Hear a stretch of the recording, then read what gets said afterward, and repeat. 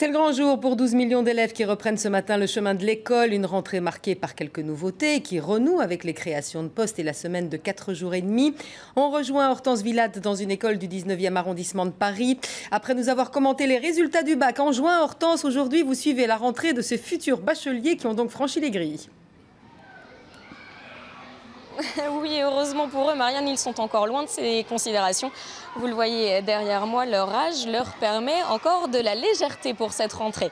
Les plus préoccupés ce matin étaient sans doute leurs parents, particulièrement intéressés par la mise en place de la réforme des rythmes scolaires, le fameux passage à la semaine de 4 jours et demi. Une nouvelle semaine avec des journées de cours raccourcies, puisque vous le savez, les écoliers viendront également le mercredi matin à l'école et leurs fins d'après-midi seront désormais dédiées à la pratique d'activités périscolaires. Ici, à l'école Manin, dans le 19e arrondissement, leur seront proposés du cinéma, du théâtre, de la chorale, des activités sportives ou scientifiques, le tout pendant 1h30 les mardis et vendredis. Alors, que pensent ces parents de la mise en place de cette réforme? Je vous propose de les écouter. Ils étaient au micro de Ludivine Favrel.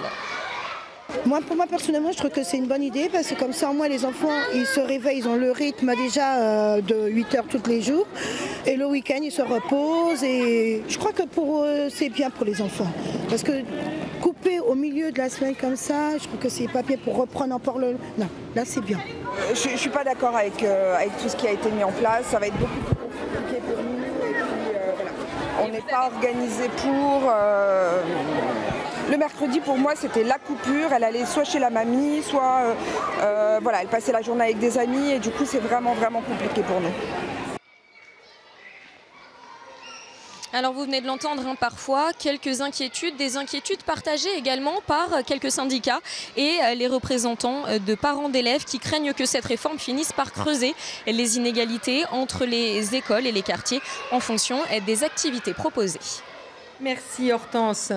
Et j'ajoute que François Hollande se rendra dans une école primaire à Denain dans le Nord en fin de matinée. Il fera une déclaration un peu après midi à suivre bien sûr en direct sur LCI.